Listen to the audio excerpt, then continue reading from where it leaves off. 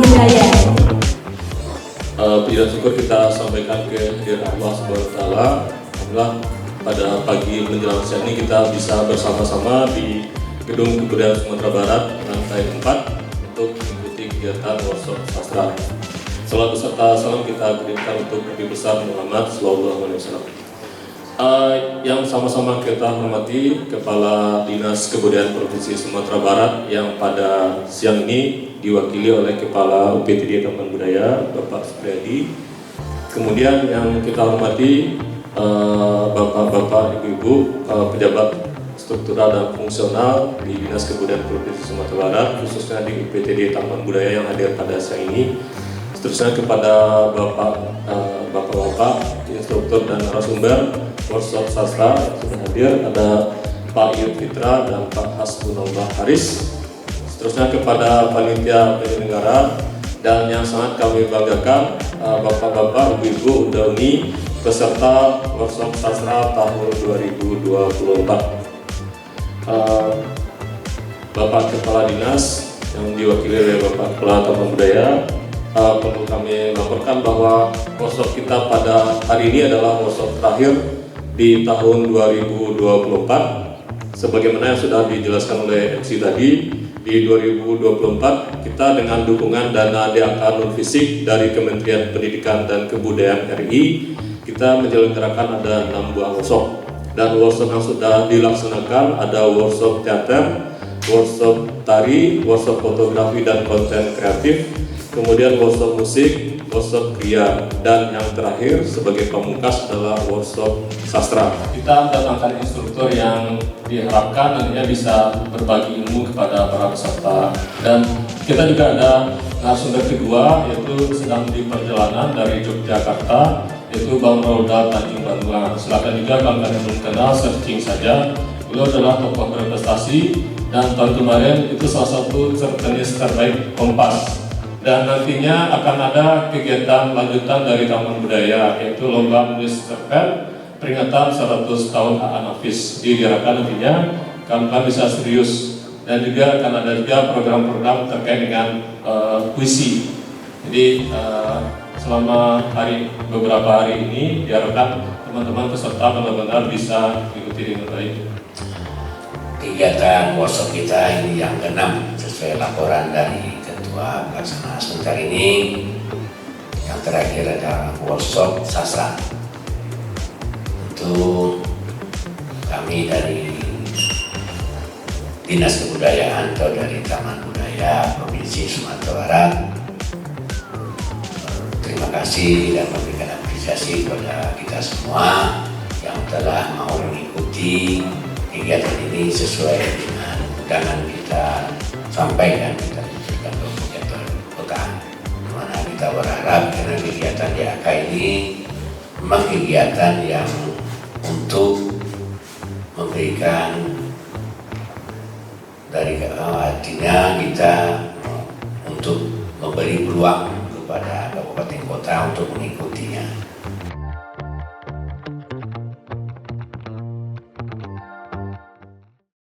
Kita sambut moderator kita hari ini, yaitunya Saudara Hasbunallah Haris. Yang sama-sama kita hormati Kepala Dinas Kebudayaan Provinsi Sumatera Barat, Kepala UPTD Taman Budaya Provinsi Sumatera Barat, Bapak dan Ibu staf di Dinas Kebudayaan Provinsi Sumatera Barat, yang kita hormati narasumber pemateri kita pada hari ini, saya manggilnya Uda Buyut, yang alhamdulillah sudah hadir. Tadi kita sempat cerita juga soal perjalanan yang tidak semestinya. Biasanya dari Payakumbuh ke Padang itu lumayan cepat, jadi karena akses jalan jadi lebih kurang 8 jam ya Buyut ya. 8 jam perjalanan luar biasa sekali. Sedikit ya mungkin perkenalan menyambung dari MC kita tadi. Perkenalkan, saya Hasbunallah Haris, status masih menjadi mahasiswa semester 8 di UIN Imam Bonjol Padang, jurusan Sastra Arab. Kampung asal saya di Kabupaten Solok Selatan. Ada yang dari Solok Selatan? Kayaknya nggak ada ya. Mungkin saya perwakilan dari Sulawesi Selatan. Nah, seperti yang juga disampaikan Pak Ade tadi, saya alumni workshop sastra seperti UDA dan UNI semuanya. Tapi saya tahun 2022, waktu itu materi kepenulisannya novel. Nah, sekarang sedikit berbeda ya dari tahun-tahun sebelumnya, dan ini suatu keuntungan juga bagi UDA dan UNI sekalian karena materi pada tahun ini menyangkut puisi dan cerpen. Kalau 2 tahun sebelumnya, tahun 2023 dan 2022 itu khusus penulisan novel bersama Bang Benny Arnas. Nah, di tahun 2022 itu kita di akhir workshop diberi waktu selama 1 bulan penuh untuk menulis novel, dan itu dilombakan, dan akhirnya di acara rangkaian Pekan Kebudayaan Daerah diumumkan hasilnya, dan itu sudah 2 tahun seperti yang disampaikan. Novel-novel yang diterbitkan Taman Budaya, Buat Dinas Kebudayaan ada di depan. Mungkin nanti UDA dan UNI sekalian bisa mengecek dan mereviewnya atau melihatnya bagaimana hasil workshop 2 tahun belakang ini. Nah, untuk luaran tahun ini seperti yang disampaikan Pak Ade tadi juga, di bulan apa Pak Ade? Agustus ya Pak Ade? Yang lomba Anafis mulai habis workshop. Habis workshop ini, jadi teman-teman langsung mengaplikasikan ilmu yang sudah dipelajari. Kita luarannya nanti berarti bisa menulis puisi dengan instruktur kita, Buyut, dan bisa menulis cerpen bersama Uda Raudal Tanjung Banua yang masih di perjalanan hari ini. Assalamualaikum warahmatullahi wabarakatuh.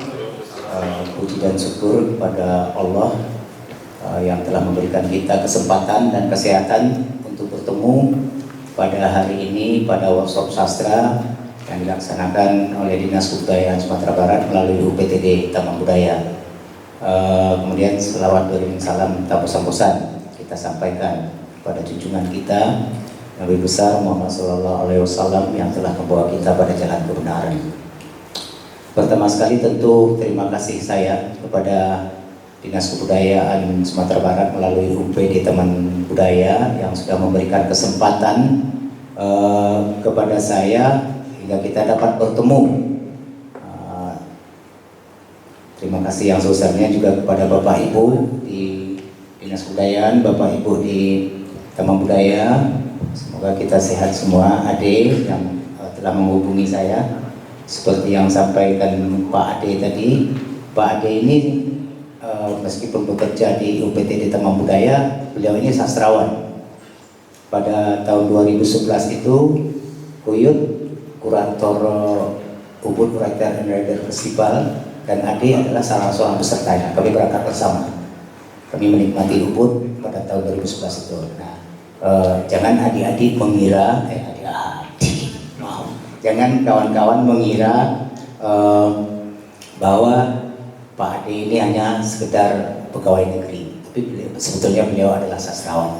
Aplaus dulu buat Pak Ade. Baik, adik kawan-kawan semuanya, satu hal yang perlu kita sampaikan sebelum kita memulai workshop adalah seperti yang tadi juga sudah disentuh oleh Pak Ade. Kita sudah diberikan kesempatan selama 3 hari. Itu adalah sebuah kesempatan yang sangat mahal sekali sebetulnya, karena disebutlah sedikit persentuhan dengan pengalaman gue ya. Gue berproses tanpa ada kegiatan-kegiatan seperti ini. Nah, sekarang alangkah bagusnya, alangkah beruntungnya ketika kegiatan-kegiatan seperti ini diberikan kepada kita sebagai dukungan motivasi untuk kita berkarya. Nah, artinya bagi yang tidak memanfaatkan kesempatan ini tentu sangat merugi. Baik, mungkin gue agak terbata-bata karena biasanya ada ritual kalau gue memberikan materi. Ritualnya adalah karena kita workshop puisi, harus dibuka dulu dengan puisi. Silakan, siapa yang akan membaca puisi satu saja? Karya Teddy Arsya. Musim hujan kali ini luar biasa dinginnya. Kereta api bandara terhenti di pertigaan kota. Mau kemana, Tambara? Aku mau ikut kemana? Aku mau ikut kemana saja kau membawa, asal menjauh dari sejarah. Bahasa dari buku sejarah berbau balsam jenazah. Aku mau ke Pyongyang, menjenguk teman kecilku yang kini menderita. Menjenguk teman kecilku yang kini menderita obesitas. Aku mau dengar langsung dengus gadis-gadis kurus, negeri-negeri salah urus. Gerung nuklir dan deklamasi ode-ode buat terberkati. Oh sahabat lama, bantu aku menjauh dari hiruk dunia, dari masa lalu kian menua. Kabar petang telah hilir dikabarkan senja dan jingga. Bersama rakit berkain serta sebilah penyangga pembawa perahu yang berarak di aliran danau nan tenang. Kail-kail tak mampu menarik ikan paweh di danau atas, bukan karena buluh pilihan yang kian berusia senja, bukan pula tarikan yang tak sekuat masa muda, tetapi kasih tepian tiada lagi seperti sedia kala. Angin bak bersengketa dengan alam, tak kala nelayan mulai menarikan dayung menuju tengah tempat paweh biasa berkumpul. Hujan pun serta menunjukkan amarah, seakan mendukung pergulatan semesta, hingga para nelayan kembali dengan badai berkecamuk tanpa tanda cinta danau Diateh. Ketika senja tanam di ufuk. Alahan Panjang 2024. Kita cenderung puas dengan apa yang sudah kita hasilkan. Misalnya kita sudah menuliskan satu puisi, misalnya kita sudah menuliskan satu buku, misalnya kita sudah menulis di mana-mana. Tapi pertanyaannya adalah, apakah hasil tulisan kita itu betul-betul sudah bisa memberikan sesuatu manfaat bagi orang lain? Nah, coba kita evaluasi diri kita. Mungkin setiap hari kita bisa bikin puisi, setiap hari mungkin kita bisa bikin buku, tapi dampaknya ada enggak? Kegunaannya ada enggak? Manfaatnya ada enggak? Karena suatu karya yang baik itu salah satunya adalah dia bermanfaat bagi orang banyak. Nah, coba pertanyakan kepada diri kita, karya yang kita tuliskan itu apakah hanya sekedar memuaskan diri kita sendiri, atau memang mencapai manfaat yang lebih luas ke masyarakat di lingkungan kita, atau terhadap dunia sastra di Indonesia sendiri. Bagi saya, puisi itu adalah ibu dari sastra. Kenapa? Ada beberapa contoh-contoh sederhana yang bisa saya sampaikan. Kita bisa lihat, setiap penyair itu akan sangat gampang menulis prosa. Setiap penyair akan mudah menulis cerpen, menulis novel, dan segala macam. Tapi tidak semua prosais bisa menulis puisi. Bagi saya, puisi itu adalah ibu dari sastra. Kenapa? Ada beberapa contoh-contoh sederhana yang bisa saya sampaikan. Kita bisa lihat, setiap penyair itu akan sangat gampang menulis prosa. Setiap penyair akan mudah menulis cerpen, menulis novel, dan segala macam. Tapi tidak semua prosais bisa menulis puisi. Karena memang tingkat kesulitan menulis puisi itu agak berbeda. Di puisi kita hanya memiliki ruang yang sangat sempit. Segala topik, tema, dan gagasan dipadukan pada sebuah lembar yang hanya satu lembar dan dua lembar. Tapi ketika sebuah tema di dalam novel, ketika kita menulis novel 30 lembar, kita anggap pembaca belum mengerti, kita bisa menuliskan menjadi 50 lembar.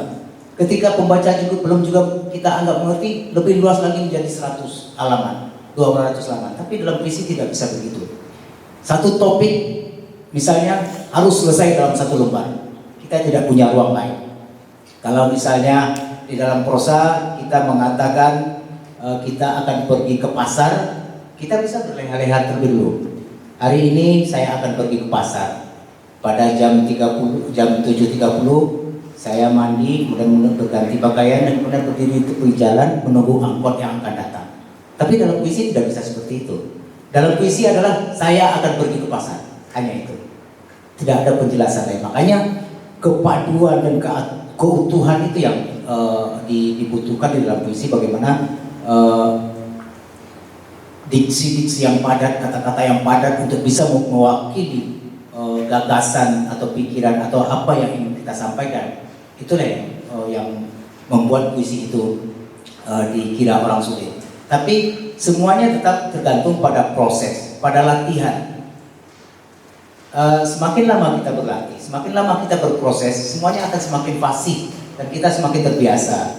Udah punya sekalian, proses kreatif itu tidak simsalabim ya, dan ya. Kita proses kreatif ini membutuhkan waktu yang sangat-sangat lama sekali. Bahkan untuk membuat satu puisi itu seperti yang disampaikan narasumber kita, itu kita bergerak di ruang yang sangat sempit.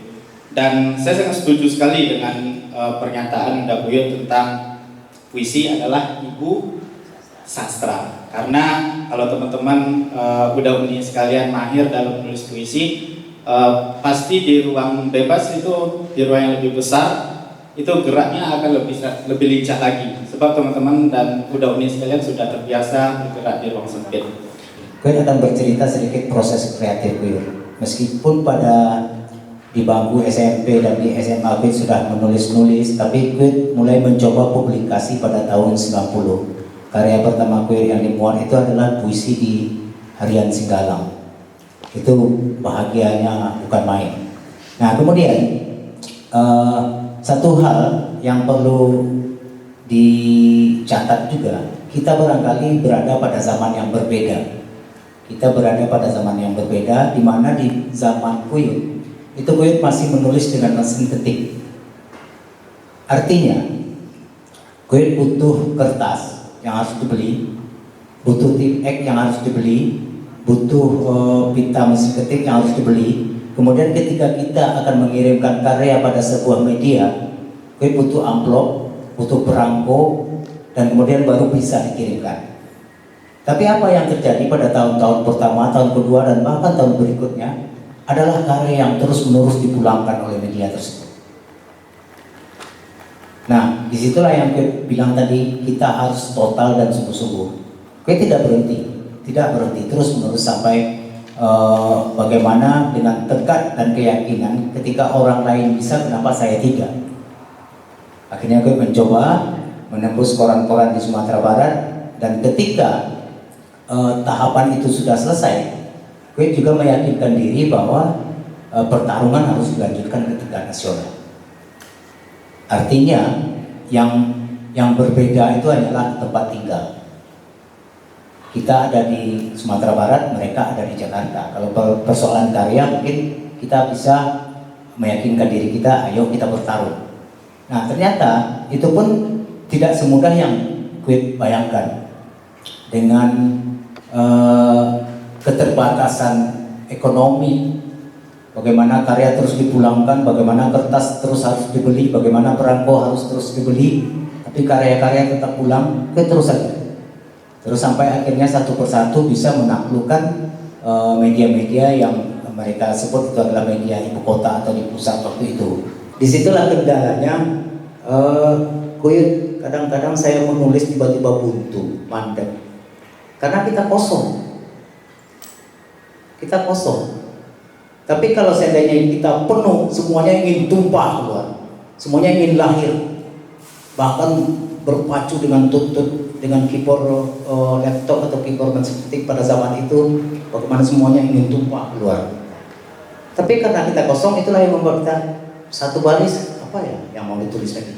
Karena kita tidak punya apa-apa. Nah, jadi kemudian setelah menulis puisi itu, Alhamdulillah karena kesungguh-sungguhan seperti yang disampaikan tadi, kita harus bertanggung jawab terhadap pilihan kita, tidak begitu saja menyerah dan ingin menjadikan hidup ini berarti. Akhirnya karya-karya alhamdulillah bisa dimuat di mana saja. Mungkin kalaupun pada saat itu ada media di mana-mana, mungkin sudah ada karya itu, baik media daerah maupun media nasional. Daerah maksudnya bukan Sumatera Barat saja, kita kirim kemana-mana, mulai Jambi, Bengkulu, Palembang, Medan, Aceh sampai ke timur sana. Media daerah termasuk nanti di media-media nasional, media nasional waktu itu ada Tempo, Republika, Media Indonesia, Suara Sinar Harapan, Suara Pembaruan, Horizon, Kalam dan segala macam. Bahkan di waktu pada awal-awal kita juga menulis puisi di majalah-majalah remaja seperti Anita Cemerlang, Aneka, Anida. Nah, kemudian ketika Pet merasa sudah bisa menulis puisi, sudah bisa ya, bukan sudah pintar, sudah bisa menulis puisi. Pada saat itu Pet mulai belajar pula menulis cerpen. Nah, dengan bekal yang tadi itu, ternyata agak lebih mudah membuat cerpen, tapi tentu membuat cerpen yang baik tidak semudah juga membuat puisi yang baik. Bagaimana kita dari buku ke buku itu berubah, membawa kebaruan. Nah, disitulah pencarian demi pencarian akan kita lakukan. Baik dalam mengeksplorasi bahasa, mengeksplorasi tema dan gagasan, kemudian maupun dalam bentuk atau pola pengucapan, semuanya kita coba. Meskipun risikonya adalah berhasil atau gagal, tapi kita harus mencoba. Cenderung ya kita, bagaimana di awal sudah itu tadi, bagaimana kita hanya memuaskan diri sendiri, terutama bagi kita yang baru-baru menulis, lalu mungkin juga akan dianjurkan atau bagaimana menulis sesuatu yang dekat dengan kita, yang lebih akrab dengan kita, sehingga kita dengan mudah menjalani proses penulisan itu. Tapi cenderung itu diartikan oleh kawan-kawan bagaimana menulis tentang dirinya sendiri, tentang dirinya, akunya sendiri, aku diri. Dan kemudian kalau kita bertanya, persoalan diri kita sendiri, apa sih pentingnya bagi orang lain? Apa gunanya persoalan kita bagi orang lain? Nah, makanya di dalam puisi itu yang harus kita antisipasi. Meskipun kita menulis tentang diri kita secara personal, tapi bagaimana kita membentuknya seolah-olah itu adalah bukan persoalan kita, tapi dia menjadi persoalan bersama. Tapi cenderung kita sekarang ketika kita ingin menyampaikan ini, bahasanya seperti apa? Nah, kita masih berkutat dengan itu kan, bahasanya seperti apa, kata yang dipilih itu apa. Tapi kalau kita sudah sampai pada taraf itu, apapun gagasan, apapun temanya, apapun pokok pikiran yang akan kita sampaikan, ya kita menuliskan saja karena kita sudah memiliki kendaraan itu. Tolak ukur puisi itu baik, punya nilai itu seperti apa? Terkadang saya juga suka membaca puisi, bahkan baik pertama dan baik kedua itu tidak nyambung kayak gitu. Malahan yang dipaksakan itu bahasa yang jarang didengar, sehingga ketika dibaca asing tapi seakan-akan menarik seperti itu. Tapi kalau saya pahami lagi, saya tidak menemukan apa sih maksud dan tujuan itu. Apakah saya harus berdiskusi dengan sang pencipta puisi? Sama halnya kayak yang disampaikan tadi. Awalnya dia itu ingin menuliskan sesuatu keadaan tentang romantisme antara si penulis dan objeknya tadi kayak gitu. Namun di sisi lain bisa diarahkan kepada suatu sifat yang nasional seperti itu. Nah, maksud saya itu dari sudut pandang yang mana gitu? Apakah penikmatnya tadi atau dari penulisnya tadi? Gitu? Sebetulnya itu tergantung kepada pembaca ya. Pembaca itu namanya ada pembaca lepas, ada namanya redaktur, ada namanya kritikus sastra, ada namanya pengamat sastra. Itu bagaimanapun adalah orang-orang yang setidaknya kita percaya bahwa mereka bisa melihat karya dengan baik. Terus kemudian bagaimana, apa tolak ukur puisi yang baik? Kalau bagi Kuyun dan berdiskusi dengan teman-teman lain juga banyak yang sepakat bahwa, dan itu barangkali tidak bersepakat kita, bahwa puisi yang baik itu dia selalu membangkitkan indera.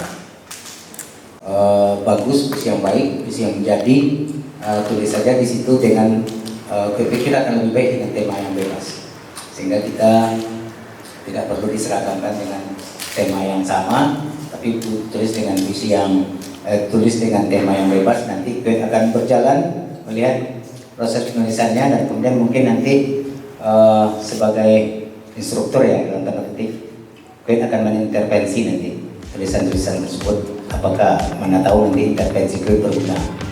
Pada workshop kemarin lebih kepada membagi pengalaman terhadap proses kreatif penulisan saya, dan kemudian juga masuk kepada bagaimana pengalaman saya dalam menuliskan sebuah karya puisi berdasarkan tahapan-tahapan yang harus dilalui, sehingga nanti ada masukan-masukan baru dan pengalaman-pengalaman baru bagi peserta workshop bagaimana sebaiknya menulis puisi itu dengan langkah-langkahnya yang benar.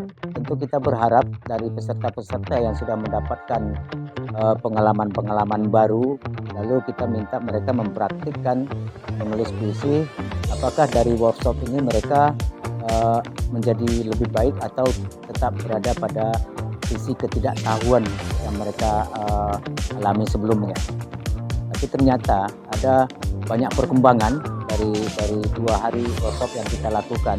Bagaimana puisi-puisi mereka yang pada awalnya sangat mentah sekali, tapi tiba-tiba ada perubahan yang sangat signifikan, yang malah bisa mengarahkan kita pada sebuah prospek yang menjanjikan bagi mereka penulis, meletakkan langkah kita pada tempat yang fokusnya kemana dulu. Apakah kita ingin berkarya atau kita akan berjualan. Nah, pada tataran yang ideal, ketika karya itu sudah kokoh fondasinya, sesuatu yang sudah mapan, itu dengan serta-merta dengan sendirinya dia akan punya pasar. Makanya langkah pertama adalah bagaimana membangun fondasi dulu. Ya, kita belum punya karya yang bagus, tapi kita sudah memikirkan pasar. Itu kan sangat tidak masuk akal. Nah, bagi saya sendiri, fondasinya itu yang paling penting, akarnya dulu. Nah, sebab apabila karya itu sudah bagus, dia akan menemui pasarnya sendiri. Atau pasar justru yang akan menemui dia.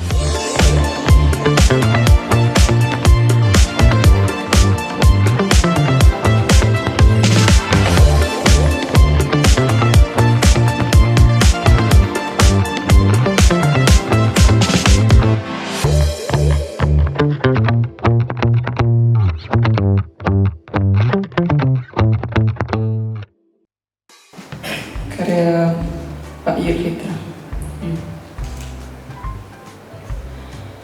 39. Tak perlu kau singgahi kota-kota, rantau itu ada di dalam diri. Sebuah kepergian, sebuah kepulangan. Kapal-kapal berlayar hanya untuk mencintai gelombang. Pantai adalah kesetiaan segala janji. Kemana camar-camar pulang? Di mana segala ombak akan menghempas? Tentu pada puisi semuanya menyampai rindu. Tak perlu risau kata yang bergebalau. Cita-cita tersangkut di tubuh angin yang mencari akan diberi arti. Tak mendapat akan diberi sempat. Biarkan laut dengan segala birunya, musim berbagai badai bila tenang cuaca. Ikan-ikan tentu rindu pada jala. Maka jadilah puisi-puisi sepenuh hati. Dalam diri kita bersihkan lagi tepian. Dalam diri kita dirikan lagi rumah gadang. Lelaki dan Takai Sapu, karya Yurfitra. Untuk itu mungkin tanpa berlama-lama lagi, kita langsung undang saja moderator kita, yaitu Bang Hasbunallah dan narasumber Bang Buyun. Melanjutkan rangkaian acara workshop sastra Taman Budaya Provinsi Sumatera Barat. Alhamdulillahirabbil alamin, di pagi menjelang siang ini kita masih diberi kesehatan, kita masih diberi kesempatan untuk berkumpul di lantai 4 Gedung Dinas Kebudayaan untuk melanjutkan workshop puisi yang kemarin sudah kita mulai. Pemantik dari narasumber kita sebelum kemudian kita lanjutkan dengan sesi kurasi karya seperti kemarin. Mungkin udah unik sekalian, ada yang kemarin belum sempat memperlihatkan puisinya atau menunggu ide. Kadang ide ini cepat datang, kadang udah mau tidur baru kepikiran. Untuk melanjutkan apa yang sudah kita mulai pada hari kemarin, bagaimana beberapa orang sudah memperlihatkan puisinya dan mungkin sudah memberikan arahan-arahan bagaimana trik-trik atau strategi menciptakan puisi menjadi lebih baik. Nah, barangkali berdasarkan itu teman-teman semua sudah bisa memperbaiki puisinya, barangkali juga sudah dilakukan tadi malam. Dan hari ini kita sambung sampai nanti di akhir sesi sampai sebelum zuhur ini itu karyanya akan dikumpulkan.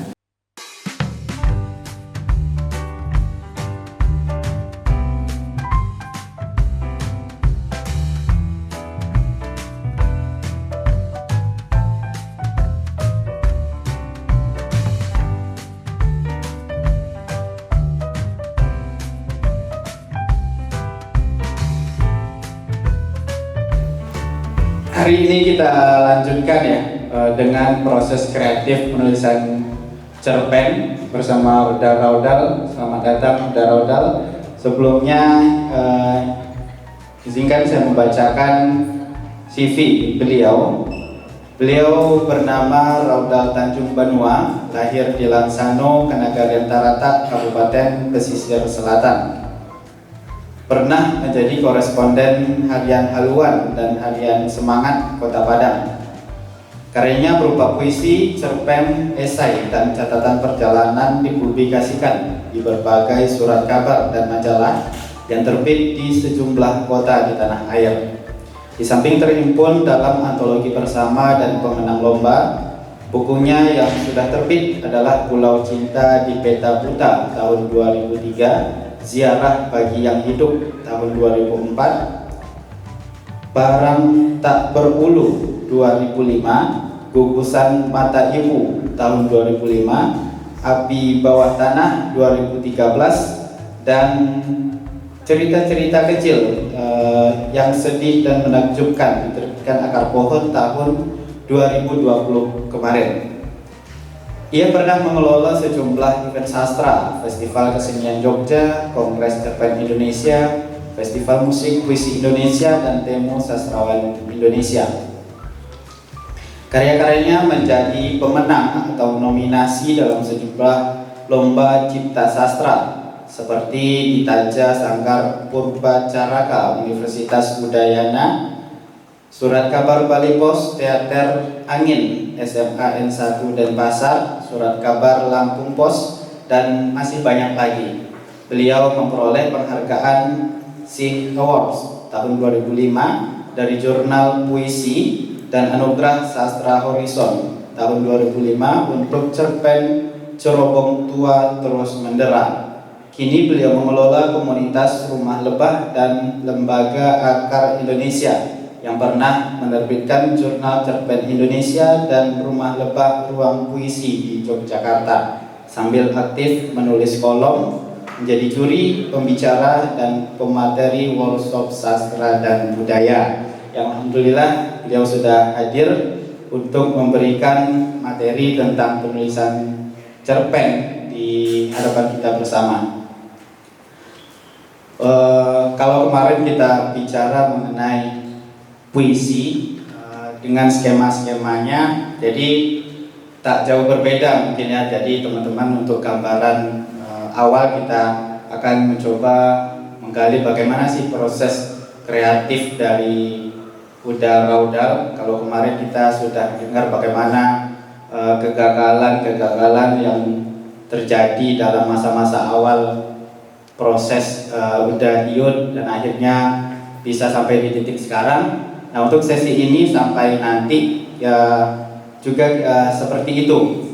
Nanti teman-teman juga ada sesi praktek ya, deh. Sesi praktek penulisan cerpen setelah diberikan materi, dan besok pagi dilakukan kurasi ya, dan kurasi seperti yang dilakukan Udayat terhadap puisi-puisi yang sudah Uni tuliskan. Cerita pendek itu pada hakikatnya juga merupakan satu upaya menceritakan suatu peristiwa atau kejadian dengan konvensi-konvensinya sendiri. Yang jelas cerpen, cerita pendek ya, secara harfiah aja istilahnya. Cerita, apa yang disebut cerita itu kan satu peristiwa atau satu kejadian yang sehari-hari, masa lalu, bisa juga sekarang, tapi juga bisa yang akan datang gitu. Itu satu cerita. Pendek berarti kita akan mengambil satu inti atau satu bagian dari cerita.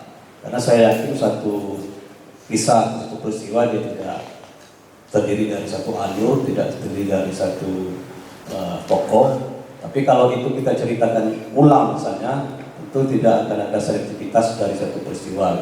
Dan kita akan mengambil atau menyerpih peristiwa besar itu menjadi satu cerita. Itu sumbernya dari satu peristiwa. Dulu ada anggapan bahwa cerita pendek itu adalah cerita yang habis dibaca sekali duduk. Itu istilah terutama pada zaman-zaman Balai Pustaka, menganggap bahwa membedakan cerpen dengan novel sama-sama prosa. Cerpen itu habis dibaca sekali duduk, dalam pengertian ketika kita membaca, menunggu kereta api atau menunggu bis, itu satu cerita pendek mungkin yang dimuat di koran minggu atau di satu buku, itu satu judul itu bisa kita baca dalam waktu menunggu itu mungkin sekitar 15 menit atau 20 menit. Itu kriteria yang dulu. Pendapat ini banyak dikritik orang kemudian, bahwa dengan memberi label cerpen adalah cerita yang habis dibaca sekali duduk, itu terkesan menyepelekan karena ya seolah-olah itu menjadi satu hal yang ya dibaca sambil menunggu selesai. Tapi saya pikir-pikir secara harfiah ungkapan itu tidak salah. Memang cerpen kan terdiri dari beberapa halaman saja. Jadi kalau kita berbicara ini ya, ini dalam konteks ini kita dalam pelatihan kita berbicara cerpen-cerpen yang standar saja dulu, bukan cerpen yang sifatnya eksperimental, yang mungkin Danarto itu cerpen-cerpen panjang yang lebih ini ya. Kita sisihkan itu dulu, itu nanti kita. Nah, kalau cerpen-cerpen standar itu memang kalau kita baca yang dimuat di koran minggu itu memang 10 menit selesai. Atau dalam satu buku misalnya, di kumpulan cerpen, satu judul kita baca, satu judul ya bukan semua satu kumpulannya, itu bisa sekitar 10 menit atau 15 menit. Nah itu benar. Nah, tetapi habis dibaca sekali duduk itu tidak hanya dalam pengertian fisik saja. Karena sebuah cerpen yang bagus, meskipun proses meresepsinya, membacanya membutuhkan waktu sekian menit, cerpen yang bagus itu tinggal di dalam kepala, gemanya jauh lebih nyaring, sehingga dia tidak secara hakikat tidak selesai sekali duduk itu. Nah, jadi dalam konteks itu kawan-kawan bisa membayangkan bahwa cerpen secara teknis, material atau ruang-ruang komunikasi itu memang terbilang pendek, terbilang pendek, yang memang bisa cepat kita baca. Itu pun kalau kawan-kawan berminat membaca. Kalau tidak berminat, mungkin saya kira meskipun beberapa paragraf itu juga akan ini. Tapi itulah.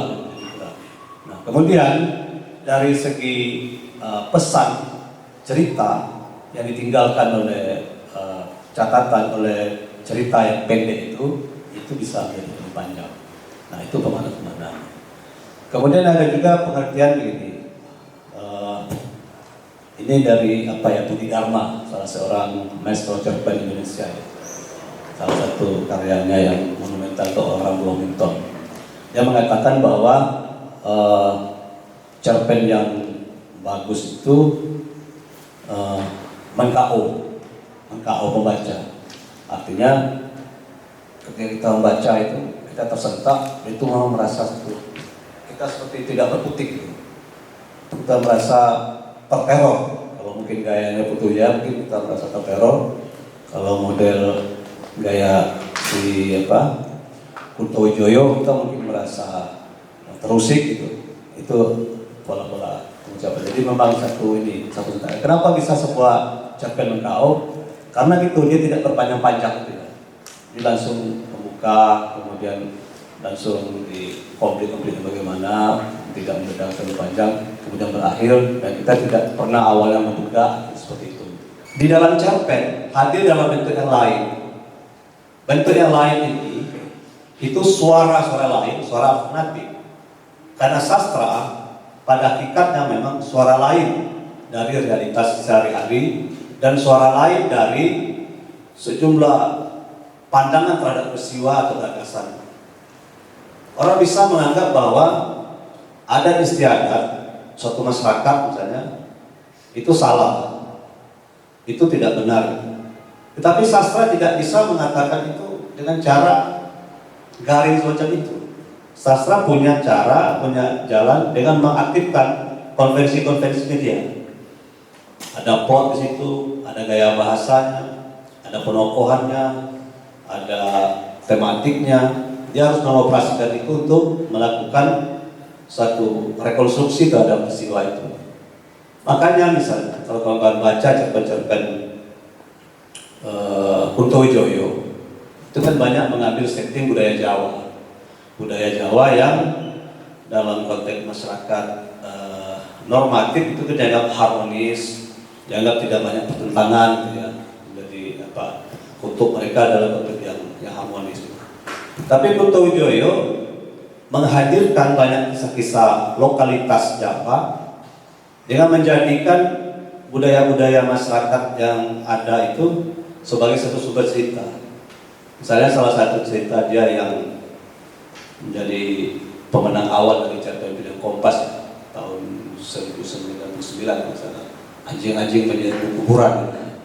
Itu bercerita tentang bagaimana kepercayaan orang Jawa terhadap orang yang meninggal pada malam Anggara Kasih dan dalam Almanach Jawa.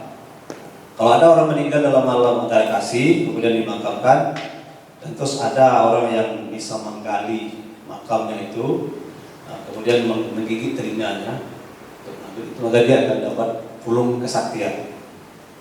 Itu dia orang itu akan menjadi sakti gitu.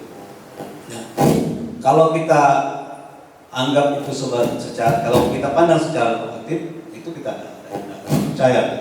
Tapi Kunto Wijoyo mengembalikan itu pada cerita sehari-hari. Kalau memang ada diceritakan, ada orang meninggal pada Anggara Kasih, kemudian ada seorang lelaki yang ingin sakti itu mencoba mau mencuri itu. Tetapi pada setiap ada orang yang meninggal dalam keadaan begitu, itu kan selalu dijaga oleh petugas ronda. Nah, tokoh ini harus menerobos blokade pengamanan ronda itu dengan baca aji-ajian bahasa Jawa. Kemudian dia berusaha menggali itu, dan saat menggali itu hampir dia mendapat menggigit telinga itu. Saat itu tiba-tiba anjing-anjing bermata hitam menyerbu. Kemudian si tokoh yang mengambil ini pingsan, dan baru petugas ronda yang tadi ketika lewat dibaca aji itu jadi ketidur, mendengar suara anjing terbangun. Nah, mereka kemudian lari ke lokasi makam itu. Ada yang berteriak maling, mau memiliki tindakan. Tapi sebagian lagi justru sebaliknya penyelamat, karena dianggap orang ini justru menghalangi anjing yang akan menggali itu. Jadi ada terpecah Jadi tokoh ini tidak diceritakan lagi bagaimana nasibnya, tetapi dari situ kita melihat persoalan hitam putih dari adat istiadat Jawa yang masih dikukuh itu terletak pada pembaca sendiri. Dia tidak memberi satu ajaran bahwa ini salah, ini benar. Dia melakukan satu. Begitu juga cerpen Kunto tentang misalnya ikan-ikan dalam sendang. Ikan-ikan dalam sendang itu ceritakan ada sebuah sendang itu telaga, di bawah pohon beringin besar, itu dianggap sakti. Meskipun ikan-ikannya sangat besar dan itu menggiurkan orang kampung. Tapi si nenek sebagai leluhur kampung itu selalu bercerita bahwa itu tidak boleh dikail, karena kalau dikail orang akan meninggal, akan datang bencana atau gurubuk gitu. Akhirnya orang mematuhi itu. Tapi berapa waktu bertahun-tahun kemudian orang mendapatkan si kakek sedang memancing ikan itu diam-diam pada malam hari. Nah, jadi mitos tentang kesaktian ikan-ikan itu dilanda sendiri dan itu sengaja diciptakan. Nah, itu kan peristiwa-peristiwa yang saya kira dalam keseharian cukup banyak ditemukan. Gitu ya. Jadi tidak usah terbebani dulu itu ketika menulis kontroversi. Kadang juga kontroversi sesuatu yang tidak bisa kita duga gitu kan, tiba bisa aja. Misalnya yang cerpen Ada Imran di koran Tempo itu, nama tokohnya Maduhum, nggak salah Maduhum. Itu diprotes oleh orang Tidore, karena itu misalnya nama suku ternyata, nama suku, dan Ada Imran itu dijadikan tokoh protagonis, tokoh yang jahat apa, diprotes itu lagi Ada Imran minta maaf karena dia tidak tahu itu. Sebagian kawan menyayangkan, kenapa harus minta maaf, itu kan bebas itu. Enggak, saya ingin suasananya tenang, karena tidak produktif kalau persoalan itu. Karena yang saya sasar dari cerita ini bagaimana ini. Jadi itu kembali ke kebijakannya lagi, minta maaf ya. Kalau yang lain anggap itu tidak perlu itu maaf, itu terserah. Itu satu yang tidak diduga. Itu kontroversi. Ya itu apalah ya, kayak sopir lah, macam-macam kita kan tidak tahu apa yang terjadi, bisa aja gitu. Itu yang orang kayak masuk rimba, apa keadaannya itu bisa. Saya minta waktu itu kawan-kawan menuliskan satu tokoh yang menurut kawan itu menarik minat, baik yang ditemukan langsung dalam kehidupan nyata, atau tokoh yang dipertemukan secara referensial dari bacaan, atau tokoh yang dibangun secara imajinatif. Nah, itu kawan menuliskan tokoh itu. Jadi tokohnya itu ya, bebas apa saja. Bahkan bisa jadi itu juga bukan orang saja. Saya banyak menulis cerpen yang tokohnya juga bukan orang. Misalnya pohon, bisa kan? Jadi itu bisa nanti ke benda-benda, ya, objek-objek. Nah, tapi sekarang saya minta kawan-kawan menuliskan satu tokoh yang punya memang menarik minatnya, tetapi bukan hanya fisiknya, tapi juga menyangkut tingkah lakunya, gagasan-gagasannya apa. Nah, nanti baru kita lihat. Itu terserah nanti apa dibagi, ini yang menulis tentang tokoh. Yang sebelah sini sebaliknya terlatar, menulis mungkin punya tempat yang terpelihara dalam ingatan. Nah, itu kalau dituliskan tempat itu, ditanya bagaimana batu-batu di situ, bagaimana bagaimana jatuhnya sinar matahari, gitu kan. Nah, itu dicoba ditulis. Nah, saya minta kawan-kawan kita bagi saja, apa memilih sendiri saja untuk menuliskan antara satu latar, satu tempat, dan satu tokoh. Mana bagusnya? Iya, teman-teman mau dibagi, misalkan yang sebelah sini menarasikan ya tentang satu tokoh, yang sebelah sini tentang latar atau landscape dari sebuah misalkan pegunungan, gimana sih bentuk pegunungan sehingga paradigma pembaca dengan penulis itu sinkron gitu. Hingga pesan yang disampaikan penulis itu terbaca oleh pembaca kita. Jadi mau dibagi atau gimana? Bebas. Pilihan bebas saja ya. Bebas. Nah, inilah kalau bisa ada latar dan tokoh itu, nanti pinginnya kalau untuk plot itu kan bisa kita bangun sendiri nanti. Karena kalau dituliskan apa kan tidak mungkin plot itu kan tergantung dengan kemana gerak tokoh dan di mana posisi latar kan. Nah, termasuk juga gayanya gitu. Kalau tema dengan sendirinya nanti kalau udah selesai bisa ditentukan. Iya baik, berarti intinya ketika narasinya kokoh kita bisa bikin konflik yang bagus, kita bisa menghubungkan, bisa bikin teka-teki juga mungkin ya udah ya. Semua udah ini ada bawa pena dan kertasnya? Oke, kita berapa lama nih udah? Sekarang jam 5 kurang 5. Saya kira enggak terlalu ini. Jadi siapa yang selesai nanti saya ini yang lain bisa terus mengejar. Siapa yang selesai langsung maju untuk diperiksa ya. Boleh teman-teman. Ya dimulai dari sekarang silakan ya ulangi untuk boleh bebas memilih atau keduanya lebih bagus memilih menarasikan landscape suatu pemandangan atau latar, yang satu lagi tentang tokoh. Terserah mau hewan mau manusia ya udah ya. Ya baik teman-teman. Bagi yang udah siap silakan maju seperti kuis kemarin, nanti Udara akan membaca dan mengoreksinya.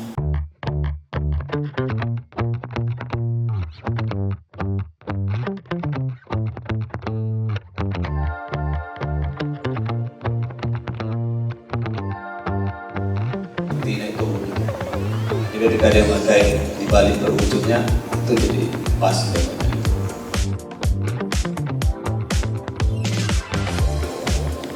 Mengingat pikiran yang tenang, tidak berisik karena sama saya selalu mendatangkan. Ini sebenarnya lebih berupa bukan gambaran tokoh saya ini, tapi kayak rancangan tokoh.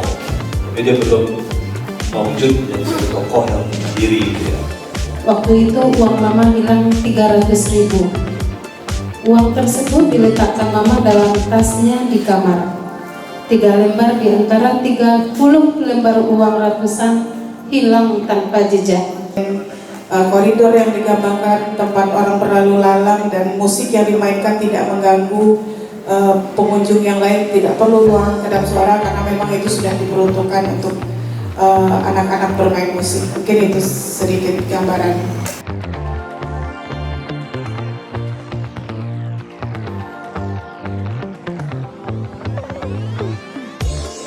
Saya menyampaikan materi berangkat dari cerpen, berangkat dari peristiwa keseharian. Jadi istilahnya konsepsi fakta fiksi. Bagaimana fakta diolah menjadi cerita menjadi fiksi. Jadi materi pada hari pertama itu memaparkan potensi-potensi tentang fakta fiksi di dalam sastra Indonesia, apa hubungannya nanti dengan sastra koran sebagai mediumnya. Kemudian dari pengantar itu saya memancing pertanyaan-pertanyaan dan sebagian dijawab sendiri oleh peserta dan sebagian nanti saya tambah penjelasannya. Kemudian ada PR untuk tugas ya malamnya. Dan kemudian paginya hari kedua ini kita bahas karena banyak peserta dan cerpen lebih panjang daripada puisi, jadi beberapa terwakilkan, tapi nanti sisanya akan dilanjutkan. Ya saya kira cerpen yang memang menjadi minat mereka untuk menuliskan, baik temanya maupun gayanya maupun tokoh-tokoh yang akan diangkat. Nah, beberapa tadi cerpen yang sempat dibahas itu saya kira sudah mencerminkan satu minat masing-masing orang terhadap cerpen. Yang jelas kalau saya sebagai instruktur pasti mengharapkan cerpen yang bagus. Tapi cerpen yang bagus itu sendiri kan bisa relatif dan pengertiannya tidak tunggal. Ya dunia literasi, khususnya di sastra, itu juga membuka peluang-peluang, bukan hanya peluang kreatif ya, tapi juga peluang ekonomis ya. Ekonomi untuk mereka bisa eksis di dunia. Karena sekarang banyak sekali platform media yang menampung karya-karya, ada lomba dan segala macam. Dan buku juga masih berjalan. Dan Sumatera Barat saya kira sudah punya infrastruktur untuk hal-hal itu, sehingga bisa dimanfaatkan oleh sastrawan-sastrawan yang ingin berkiprah di dalam penulisan yang menghasilkan kreatif secara estetik, tetapi juga bernilai ekonomis untuk menunjang hidup mereka dari sisi ekonomi. Puisi ini bercerita tentang kerinduan seorang ibu terhadap anaknya yang saya gambarkan pada suasana dapur. Tungku Ibu yang Purba, karya Ratih. Saat penghujung tungkuju, hujan tipis tercurah, daun-daun luruh jadi sekoci, berlayar pada kenangan. Langit buru-buru mengerak, tungku mulai dipanti, dadar enggan bertandang, dada ini pucat. Api menggelegar, aku masak gulai bersantan air mata, berbumbu rindu. Pada sudut rumah, pintu tak bergagang di kulum lumut, waktu terasa purba. Pulanglah pada dekat tungku ibu. Assalamualaikum warahmatullahi wabarakatuh. Salam beserta salam kita kirimkan untuk Nabi besar Muhammad Sallallahu Alaihi Wasallam yang telah membawa kita ke alam yang penuh pengetahuan, ketenangan, dan juga sebenarnya juga beliau Rasulullah itu juga mengapresiasi karya sastra. Yang kita hormati Kepala Dinas Kebudayaan Provinsi Sumatera Barat yang diwakili oleh Bapak Pandrawis, seterusnya kepada Bapak Ibu dari UPTD Taman Budaya, dan juga yang sama-sama kita hormati Bapak narasumber kita, Bapak Raudal yang sudah datang jauh-jauh dari Yogyakarta, kemudian juga moderator kita yang sudah membersamai kawan-kawan semuanya selama 3 hari, yaitu udah Hasbunallah Haris. Beliau sekali lagi kami sampaikan bahwa pernah menjadi peserta workshop sastra tahun 2022 dan karyanya menjadi salah satu terbaik novel dan diterbitkan. Tadi entah siapa yang menerima bukunya ya? Ada nggak ya? Ya. Dan Haris juga menjadi pemenang dalam sayembara novel Dewan Kesenian Jakarta tahun 2023. Ya, aplaus untuk Haris.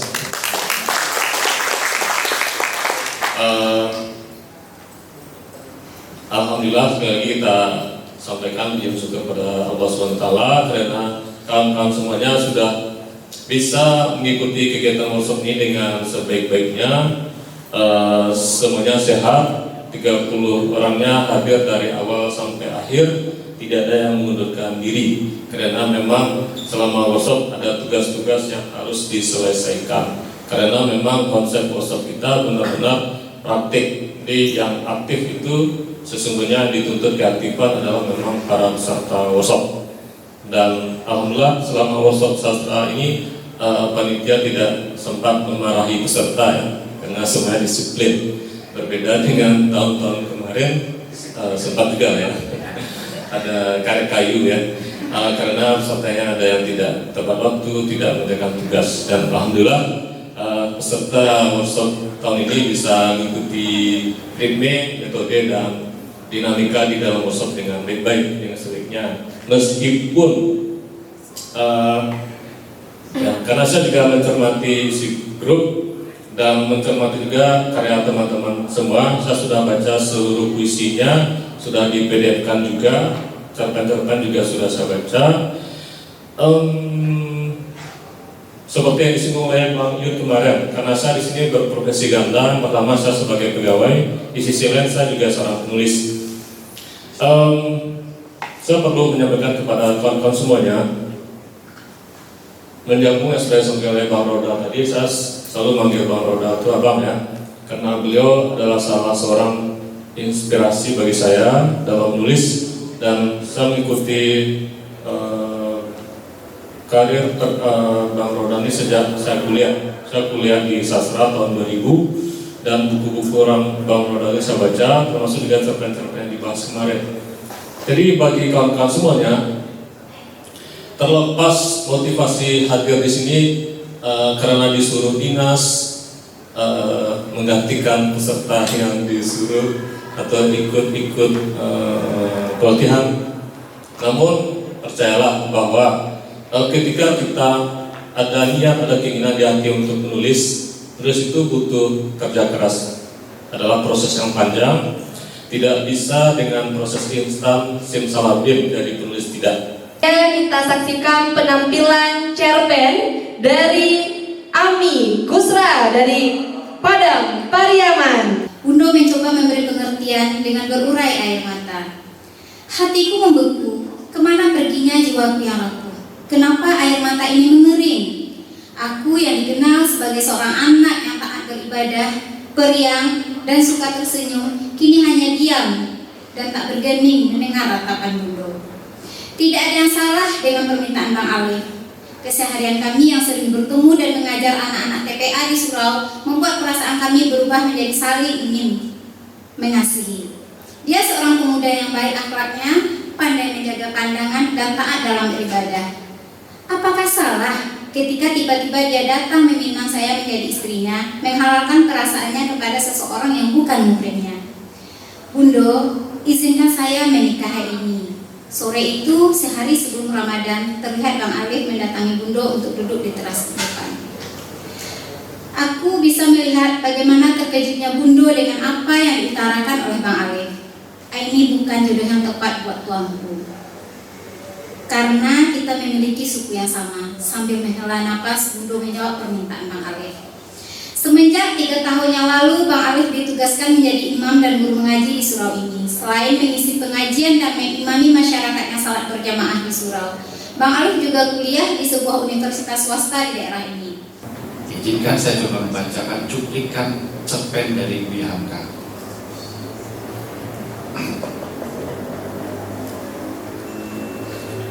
Pergantungan jiwaku, Jainuddin. Kemana langit tempatku bernaung setelah engkau hilang mula dariku? Jainuddin, apalah artinya hidup ini bagiku kalau engkau pun telah mengubus namaku dari hatiku? Ada yang tahu judulnya? Iya, tenggelamnya kapal Van der Vis. Jadi yang nama saya dibacakan oleh Cynthia Jelani itu terilhami dari bukunya Buya Hamka, Van der Vis, nama saya Van der Vis.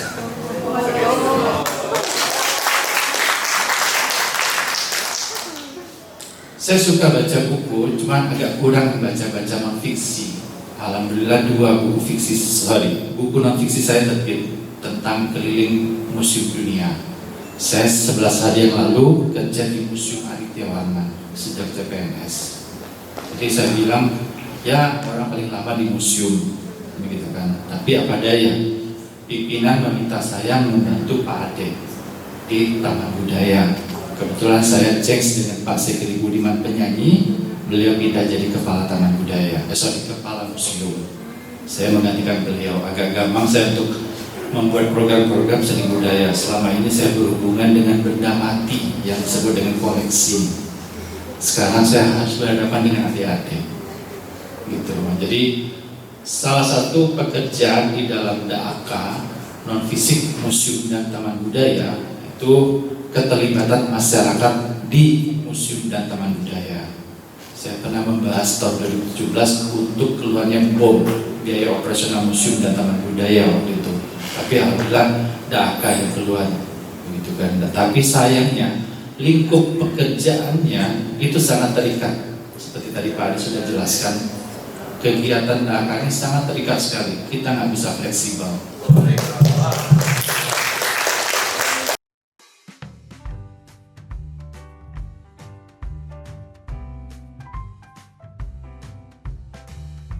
Saya peserta workshop sastra yang diadakan oleh Taman Budaya Sumatera Barat. Pada tahun ini tema dari workshop sastra ini lebih ke cerpen dan juga puisi yang diberi materi oleh Bapak Raudal dan juga Puyut. Bagi saya yang tidak pernah menyentuh puisi ataupun cerpen, materi ini benar-benar sangat berguna untuk saya karena saya benar-benar awam. Walaupun saya memang menghindari puisi, dan materi yang diberikan oleh Kuyut ini benar-benar bagus dan benar-benar memberitahu saya bahwa puisi itu memang tidak segampang itu, karena selama ini saya hanya menyentuh novel. Pendapat saya terhadap workshop sastra kali ini yaitu saya mendapatkan banyak pengalaman terutama pada workshop siang ini tentang cerpen. Banyak proses kreatif yang saya pelajari pada siang ini, mulai dari pembuatan cerpen, pengulasan penokohan, pengulasan latar, sehingga saya mendapatkan berbagai pengalaman tentang cerpen yang sebelumnya belum saya ketahui, sehingga saya ketahui pada seperti sekarang ini. Assalamualaikum warahmatullahi wabarakatuh. Saya Surya Hafiz, mahasiswa Geografi Universitas Negeri Padang. Kali ini saya ada salah satu peserta dari workshop sastra Taman Budaya tahun 2024. Jadi dalam beberapa hari ini kami melakukan pelatihan atau workshop selama kurang lebih 3 hari, yaitu tentang cerpen dan puisi. Yang mana pada kesempatan kali ini kami tidak hanya melakukan berupa seminar, tapi cuman kami juga melakukan pelatihan praktek secara langsung. Hal yang menarik dari kegiatan kali ini adalah itu bagaimana hasil karya kami setelah melalui beberapa revisi lagi, akhirnya di ACC itu merupakan suatu kebahagiaan yang sangat besar. Oke, halo, kenalin, aku Gustina Mitri dari jurusan Sejarah Fakultas Ilmu Budaya Universitas Andalas. Alhamdulillah, aku merasa bangga banget bisa kepilih jadi bagian dari workshop sastra Taman Budaya Sumbar. Harapannya untuk kedepannya adalah Taman Budaya bisa mengangkatkan workshop yang lebih sering lagi, terutama untuk sastra, karena BTW aku suka banget sama sastra. Assalamualaikum warahmatullahi wabarakatuh. Saya Zamzami Usni, Eshom, alumni sastra atau ilmu budaya Yunan, sekarang mengajar di SMA Negeri 16 Padang. 3 hari ini saya mengikuti kegiatan yang diadakan oleh Taman Budaya Sumbar, workshop sastra, khusus di bidang puisi dan cerpen. Saya sangat senang sekali mengikutinya karena banyak ilmu baru yang saya dapatkan di sini. Semoga kegiatan ini bisa dilakukan secara rutin dan saya berharap bisa untuk mengikuti di kesempatan berikutnya. Halo semuanya, perkenalkan nama saya Pita Bonita, biasa dipanggil Pita. Saya dari jurusan Sastra Indonesia UNAN dan sekarang lagi di Taman Budaya mengikuti kegiatan workshop sastra. Terus saya juga di sini tuh sebagai utusan dari Dinas Pariwisata Kota Sawalunto. Sebelumnya kesan dan pesan saya terhadap kegiatan workshop sastra ini, sebelumnya tuh saya diajak ke sini, disaranin ke sini tuh karena awalnya tuh karena novel, ada workshop sastra di bidang novel khususnya. Tapi pas sampai di sini ternyata fokus bidangnya itu ke puisi dan cerpen. Nah, sebelumnya itu saya sangat menyukai puisi kan, Bang. Terus kebetulan di sini juga fokus bidangnya itu di puisi dan cerpen.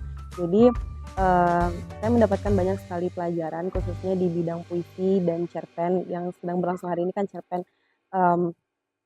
Ternyata masih banyak hal-hal yang tidak saya ketahui dan saya dapatkan dari workshop ini. Jadi saya sangat senang sekali bisa mengikuti kegiatan workshop sastra ini.